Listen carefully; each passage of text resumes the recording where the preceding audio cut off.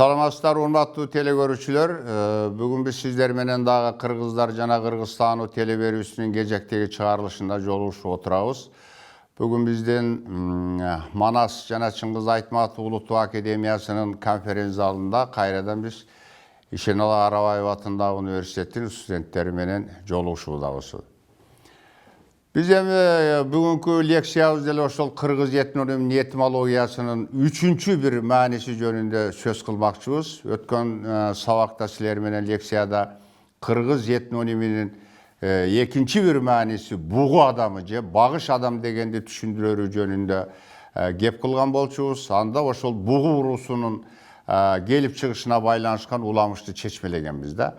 Muna uşul ulamış negizinden bütün oң kanatка тиешелүү ulamış деп эсептейм. Жана ушул уламыштын экинчи bir başkaça айтылышы же болбосо ушул уламыштын эле айтылышы башка түрк элдеринде дагы сакталганбы дегенде мен өткөндө силерге айткан элем моңгол элдеринин келип чыгышында сакталган деп.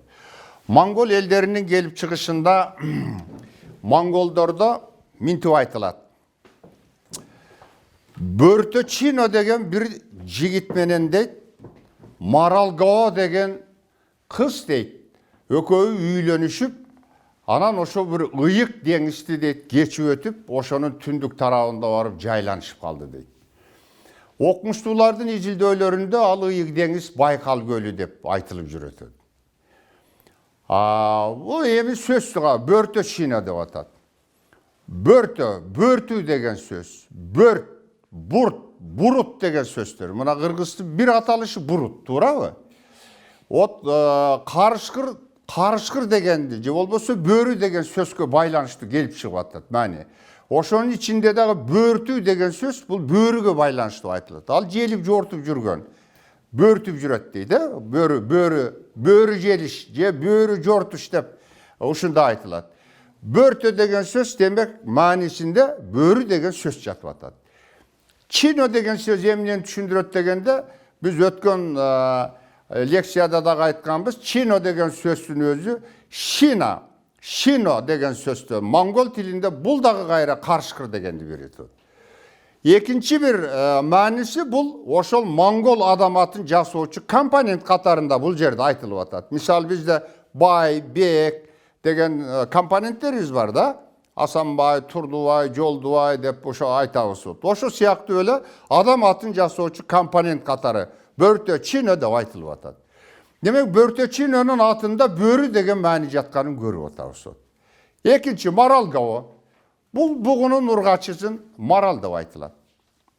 Jalpı jonunan biz buğu dep aytabыз. Urgaçısın Maral deyt, erkegin buka deyt. Mına biz jalpı jonuna misal Bodomal dep aytabыз. Erkegin buka deyt, urgaçısın uy deybiz. Je bolboso inek dep aytabыз. Je bolboso it dep aytabыз, bu jalpı atalış. Erkegin döböt deybiz, urgaçısın kançık deybiz. Ot karagılaçı biz kээде jalpı atalıştı bir erkegi de tiyешелүү ayta беребиz. Açınından da emes o. Je bolboso жылкы деп айтсак, же at деп айтсак, жылкы desek, erkegi aygır, urgaçısı bие болот. Ot şu siyaktı öyle biz Maralgao degende dal oşu Mongol tilinde al buğu degen bizde jalpı aytılış menen aytılsa anda Maralgao dep al buğu yene buğunun kızı, buğu rusunun kızı katarında aytılıp atat. Demek Mongol ellerinin gelip çıkışındagı ulamış menen bizdeki buğu urusunun gelip çıkışındagı ulamış bir ele tüyü ulamış ekendigin görüp atabыз. Bul bir vaktlarda tüyü bir el bolup jaşagan el iki elge ajırap iki jaka ketkenden keyin iki başka variant menen kээ adam attar özgörüp je bolboso kээ totem attar menen atalып je kichine suyjetler özgörülüp oşol жердин ыңгайына жаңы келип отурукташкан bir çöyrөнүн ыңгайына жараша ошентип айтылып кете берет. Мына ушул бугунун келип чыгышы жөнүндө уламышты ошол эле Монголияда түштүк Сибир элдеринде монголдордун келип чыгышы менен бирдей окшош bir уламыш бар экендигин көрүп атабыз. Демек Кыргыз geçe birinci ulamışta Oğuzlar menen tектеш эл экендигин көрсөк, азыр бугуга байланышкан уламышты биз изилдеп атып, Кыргыздардын кайсы bir urulары Моңгол urulары менен тектеш экендигин, Моңгол деген атталған этнос менен тектештиги бар экендигин көрүп атабыз. Аны биз ошол өзү уламышка байланыштуу биз айтып атабыз. Үчүнчү бир ал эми кыргыз деген сөздүн өзү кандай бугу дегенде мен өткөндө силерге айткам, дагы бир кайталап коеюн. Ошо түштүк Сибир элдеринде хор деген сөз бугу, багыш деген маанини билдирери жөнүндө, кээ бир сөздөр азыр да айтылары жөнүндө окумуштуулар, лингвисттер тарабынан ал жазылган. Демек хорогуз, хоргуз, кыргыз, ошондон кыргыз деген этноним келип чыгышы мүмкүн. Мындан кыргыз деген сөздүн бир мааниси биринчи миф боюнча өгүз адам дегенди билдирсе, экинчи миф боюнча буг адам же багыш адам дегенди билдирип атат. Аны биздин уруулардын аталыштары чын эле ошол тотемдер менен байланышы бар экендигин көрсөтүп атат. Үчүнчү, кыргыз элинде өтө бир кеңири таралган уламыштын бири бул кыркыска байланышкан уламыш. Аны эң биринчи бизде Чоко Байлыканов бул көлгө келген учурларда көлдүк кыргыздардан жазып алган. Андан кийин бул негизи ичкилик кыргыздарда өтө кеңири таралган. Өзбекстандын территориясында Жизак областында жашаган көп кыргыздар бар. Ошо кыргыздардын ичинде дагы ушул кыркыска байланышкан уламыш өтө кеңири айтылат. Кыркыска байланышкан уламыштын бир 2-3 варианты бар. Бир вариантта минтип айтылат. Хандын кызы болгон экен дейт. Хандын кызы өзүнүн 40 курбу кызы менен бир тоо жака барып ойноп келели деп, анан аттары минип ошол bir say dördöp girip geçiştir deydi. Kayra gelse öyle deydi. Bir geçke mal kaytıp gelişse deydi. Tegi jurtta eş derse yok. Jurt çavulgan, üyler güygen. Bir de adam kalgan emes. Bir jo tiyip, bardığı kırılgan. Tiri kalganlarının bardığın tutkun kaydap geçişken. Anan oşo jurtta deydi. Bir kızıl taygan jürgen eken deydi. Oşo taygandı eriştip 40 kız deydi.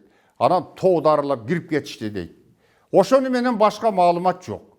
Anan oşol kızıl taygan menen 40 kızdan deydi, keyin kırgız kelip çıkan. Degen uşunda ulamış aytılat. Bunu bugünkü günü moldalar, je bolboso mындай totem maanisini түшүнбөгөндөр, жана totemдер эмнеден улам пайда болот? Ал bakma жаныбарга пайдалуубу, же жапайы жаныбарларга пайдалуу? Ошону түшүнбөгөндөр, атайын кыргызды bir maanisi бурмалагысы келгендер 40 кыз менен кыргыз иттен келип чыккан деген ушундай bir намыс келтире турган сөздөрдү сырткы көрүнүшү, сырткы мааниси менен ушинтип айтып жүрөт. Чынында бул ушул уламыштын өзүндө кыргыздар уяла турган эмес, кыргыздар сыймыктана турган bir улуу маанилер жатат. Кандай маанилер болот? Мына мисал үчүн ошол кызыл тайган жөнүндө. Бул кызыл тайган негизи тотемдер кандай жаныбарлар тотем болгон дегенде bir нерсени жакшы билгиле. Эч качан бакма жаныбарлар тотем болгон эмес. Бардык тотемдер бул жапайы жаныбарлар болгон. Демек, бул жерде ит деген сөз айтылып атса, демек жапайы ит жөнүндө маселе кетип атат. От тайган анын ичинде, тайган кыргыз үчүн, кыргыз ишениминде, кыргыз коомунда кандай рол ойногон? Ол вообще кыргыз эмес элдердин коомунда дагы ит тотеми кандай? Ит тотеми дегенде биз эмнелерди түшүнөбүз? Бүгүнкү күндө кыргыз ишениминде, кыргыз сөзүндө, лексиконунда зоология илими менен тушма-туш келбеген bir маселе бар. Мына мисал үчүн мышык тукуму деп зоологияда айтылат, мышык тукумуна кирген жаныбарлар дейт. Ага арстанды, кауланды, жолборсту, илбирчти ушуларды киргизет. Туурабы? Кыргыздар аларды мышык тукуму дебейт. Кыргыздар аларды ит тукумуна кирген жаныбарлар дейт. Мына мисал үчүн bir folklorda сакталган, силерде жолборс ит деп айткан bir folklorda айтайын. Бегарстан тайчы жөнүндө Бегарстан уламыш бар. Ошол уламышта Бегарстанды жолборс алат. Жолборс алып өлөт. Анан ошондо кошок кошкондо аялы минтип кошуп атат. Алтын жаак мис капкан, сени ак жолборсунду ит капкан. Күмүш жаак мис капкан, сени көк жолборсунду ит капкан деп атат.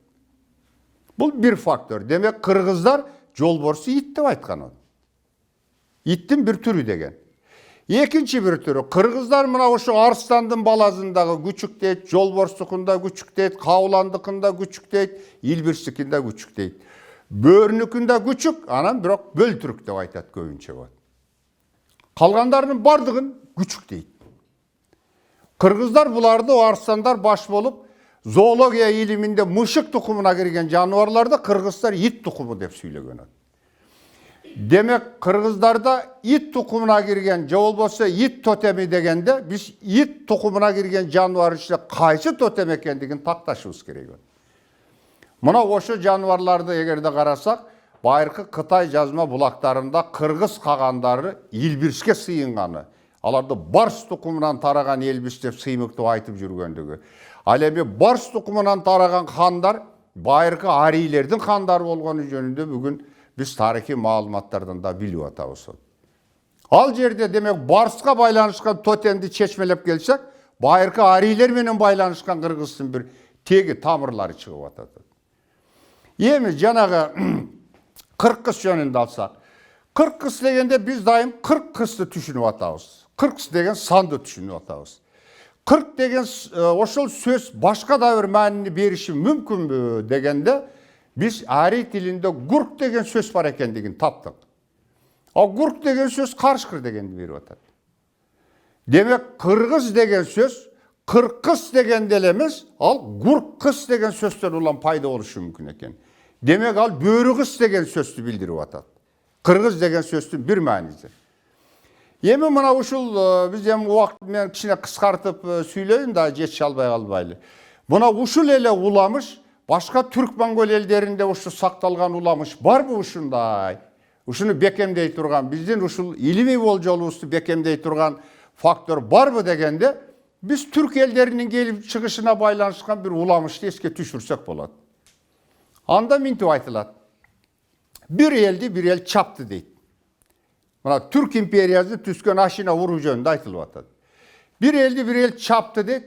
Çapkanda deyit oşonun bardığın deyit kırıp, anan 9 yaşar deyit kandın balazın deyit. Kolu utun geçip saskırgıtıp taştap geçişti deyit. Anan çıkıp baratıp getip baratıp deyit. Anan mundagı артын kayırılıp karaza deyit. Bayağı 9 yaşar balanı deyit. Bir kançı karışkır gelip deyit götörüp alıp deyit toğdu göstöp baratkan eken deyit. Anan keyin bayağı kançı karışkırga jetip balаны da öldürgüle, karışkırda da öldürgüle deyip buyruk beret eken. Deze anan tigiler kovalayt, kovalap jetpey kalışat, karışkır balаны götürgen boydan toğdarılap girip ketет. Girip ketet da karışkır oşo balаны bir ünkürge aparıp çoğoytup, oşol baladan 10 bala töreyt. Oşondan 10 uul 10 ok budun Türk eli tarayt. Keyin 10 balaten baatır mıktı çıkıp 10 uru tarayt dağı, oşondan aşina urusu keyin aşina Türk imperiyasını tüskön mıktı bir uru gelip çıgat, el gelip çıgat. O demek şunu çeşmeleylim. Mına bizde 40 kız dedik ya, 40 kızlı manisi börü kız deyip düşünüp durgula, ana kızıl taygan ol. Bunda aytılıp atat, kançı karışkır demek börene, ekinci 9-10 yaşar balagi, handın balazı var. Muna uşul eki ulamıştı biriktirsek, ekoyu biriktire turgan yer var mı degende, ekoyu bir ele ulamış ekendegin biliriz. Eki başka formada, eki başka mınday bir kaymana manilerde özgörtülü aytılgan bir ele ulamış ekendegin biliriz. Kızıl taygan degen kızıl tüs, bu handık tüs, bu jaştıktın tüsü, bu ottun tüsü, bu kündün tüsü var. Demek handardağı ilgeri jana Kırgızlarda geçe Ormonxonga çeyin kan kızıl tebete giygenderdi ya. Kızıl kalpak giygender, kızıl tüs, kandık tüs ekendigi jönünde aytılıp keledi. Demek jana kızıl taygan degende mesele jatıp atat. Al jönlü ak taygan je gök taygan degen jeri jok. Ekinçiden taygan özü bul itten tuğulgan janıvar emes. Taygandın piri kumayık. Kumayık bul kuştan törölgen, tuğula turgan janıvar. Bul Altay sayan ellerinde tarpan kuşu da aytılat. Kırgız elinde taygandın piri kumayık, bul jorudan tuğulat. Joru misal üçün bir neçe jumurtka tuğup turup açkanda 7 günge çeyin oşon jumurtkası kыңшылап turat eken. Küçük bolup. 7 gündün içinde oşo taap algan adam taap alsa janagı жұмыртқадан шыққан балапандар ошо ит болып, құмайық болып қалады екен. Ал құмайық деген сырттан керек болса, арыстанды да, аюды да, жолбарысты да алады екен. Бұл иттің сырттаны деп айтылады. Тиги Алтай Саян елдерінде тарпан деген құш дейді. Ошу жору сияқты эле құштың бір түрі, ошондо да аларды ошондой болот. 7 күнгө чейин адам көрсө жана күчүк бойдон калат. 7 күнгө чейин адам көрбөсө кайра куш кайланып, жору кайланып учуп кетет. Демек карагылачы, тайгандын келип чыгышында асман менен байланышкан bir маселе жатып атат. Демек тайган ал жердеги ит менен байланышы жок, өзгөчө bir ыйык жаныбар. Тайганды бүгүнкү күндө алтайлыктар кумайык деп айтары жөнүндө да айтып атабыз.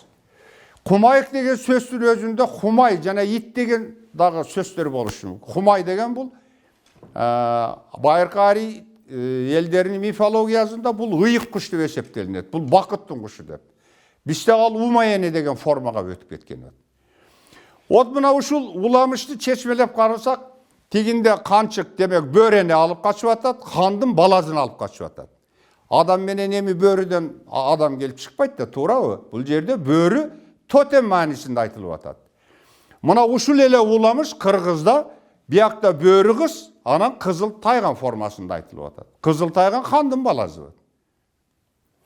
Ол мына ушул эки уламыш, эки элде эки бир аз башкачараак өзгөрүп кеткен уламыш, биринде тотем, биринде адам маанисинде, биринде тотем, биринде адам маанисинде айтылып калган эки вариантта айтылган бир уламышты биз көрүп атабыз. Бир гана биз 40 деген сөздү гурк деген формага алып келсе, ушул эле уламышты алып чыгып атабыз. Демек муну менен биз кыргыз деген сөздүн үчүнчү бир мааниси бул бөрү адам дегенди билдирерин көрүп атабыз. Гурк огус деген сөздөн келип чыгышы мүмкүн деген биз үчүнчү бир илимий болжолду айтабыз. А бул илимий болжол элдин эс тутумунда калган жанагы уламыштар менен биз аны тастыктап атабыз. Калган бүтүн болжолдордун бардыгы, илимий болжолдордун бардыгы бул илим посттордун өзүнүн гана жеке бир көз карашы, жеке өзүнүн бир айтым сөздөрү болуп эсептелинет. Мен айтар элем, кайсы бир элдин келип чыгышы жөнүндө, кайсы бир элдин атынын мааниси жөнүндө кеп кылган учурларда сөзсүз ошол элдин келип чыгышына байланышкан бир уламыш, мифтер болот. Мына ошол уламыш, мифтер ошону тастыктап чечмелеп турса, биз ошону чындыкка жакын деп эсептесек болот. Демек бүгүнкү күнү биз көрүп атабыз. Кыргыз деген сөздүн мааниси 3 маанини берип атат. 3 маани тең уламыш, мифтер менен аныкталып атат, толукталып атат. Ошол аныктап айтып атат. 3 мифтен bizde ошо сакталып атат.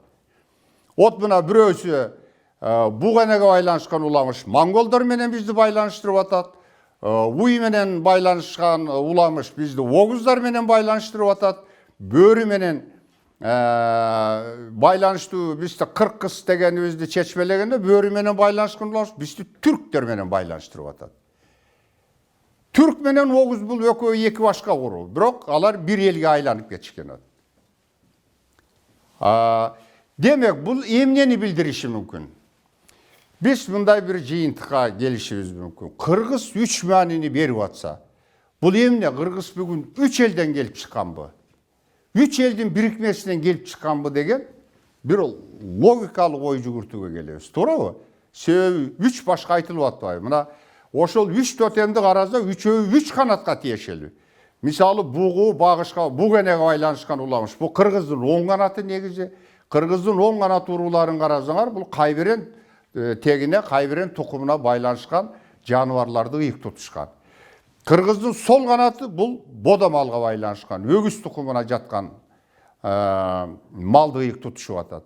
Кыргыздын мына бөрү тукуму бул кыргыздын негизи ичкилик урууларына байланышкан урууларда. Мисалы үчүн кыпчактардын хандары ошо бөрү тегинен чыккандар, төлөстөр өздөрүн ошо бөрүлөрдөн чыкканбыз деп байланышып жүргөн. Ошо төлөстөр менен түрктөрдүн уламыштарында дагы ошол төлөстөр атасы бөрү болуп, түрктөр ашина энези бөрү болсо, төлөстөрдүн атасы бөрү болуп айтылат ошол уламыштарда. Тейиттер мисалы үчүн ошо нойгуттар, ногойлор жөнүндө айтсак, ушулардын маанилери бүт ит, бөрү деген ошол маанилерди берет. Бүгін біз изилдөөлөрдү жүргүзсөк, чынында да 40 кыска байланышкан уламыш Кыргыздын ичкилик уруулар аркылуу Кыргыздын оң солуна тарагандыгын көрөбүз. Ошонун ичинде бөрүгө байланышкан тотемдер 3 канатта тең бар. Уруктар маанисинде. Кыргыздын оңунда да бар, солунда да бар, башкалар ичкиликтеринде да бар. Бирок жанагында 3 тотем, демек бул 3 элдин биригишиби же болбосо бир эле элдин 3 бутакка ажырашыбы деген сөздө жеке мен өзүмдүн изилдөөлөрүмө таянып айтар элем. Бул бир элдин же болбосо бир атадан тараган 3 баланын 3 элге ажырашы жана 3 элди бийлеп кетишинен улам келип чыкканы. Же болбосо мындай деп айтсак болот. Кийинки изилдөөлөргө караганда Кыргыз бир атанын 3 уулунан тараган. Ак уул, көк уул, кызыл уул. Санжырада айтылып атат. Мына ушул 3 уулга 3 тотем тиешелүү болуп атат. 3 тотем болгондо биз дайым атабыздын канын ойлойбуз. Дүйнөлүк илимдин тажрыйбаларында, дүйнөлүк илимий изилдөөлөрүндө эл энеден башталат деген маселе жатат. Мына ошо түрктөр энеси бөр энеден тарагандыгы үчүн алар Ашина деп аталышкан. Түрк деген сөз империянын аты дагы бул бөрү дегенди билдирет. Бул түрк элдеринин ичинде мен өзүмдүн ошо түрк этноними жөнүндө жазгам, кыргыздын тилинде бөлтүрүк деген формада сакталып турат. Ошо бөрүнүн баласын биз бөлтүрүк деп айтабыз. Бул бала түрк деген сөздөн келип чыгып атат. Бул бөрүнүн баласы дегенди билдирип атат. Башка дүйнөлүк тажрыйбада илимий изилдөөлөрдө түрк деген бекем, күчтүү дегенди билдирет деп ушул күнгөчө келип атат. Бул бир гана кыргыз тилинде бүгүн сакталгандыгы үчүн түрк деген этнонимдин эң негизги мааниси, түпкү мааниси карышкыр экенин аны биз таап атабыз. Демек бүгүн биз бир мындай жыйынтыкка келсек болот. Кыргыз түбү бир атадан жана 3 энеден тарашы мүмкүн. Мына ошондон улам Кыргыздын 3 канатында жанагы 3 уламыш миф формаларында, уламыш формаларында өзүнүн келип чыгышын сактап калган. Бирок 3 канаттын дайым өзүн кайсы жерде жүрбөзүн биз кыргыздарбыз деп атаган. Демек, атасынын теги боюнча бул бир атадан тарагандыгын айтып атат. Санжыра маалыматтар бизде ошону айтып атат. Кыргыз атанын же болбосо башка бир варианттарда Доломбей деп айтылып жүрөт. Бул бузулган вариант.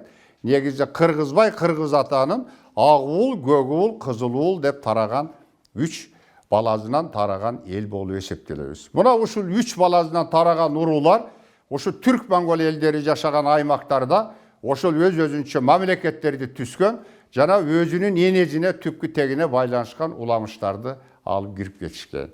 Мунун өзү бүгүнкү күндө Кыргыз бул жөн эле эл эмес экендиги, түбүндө ал Кудайдын баласы болгон Кыргыз кийин бүтүн хан тукум катарында түрк элдерине карай жайылып кеткендигин, тарагандыгын, анын уюткузу бүгүн Кыргыз деген атталып, биздин жерде сакталып тургандыгын көрөбүз.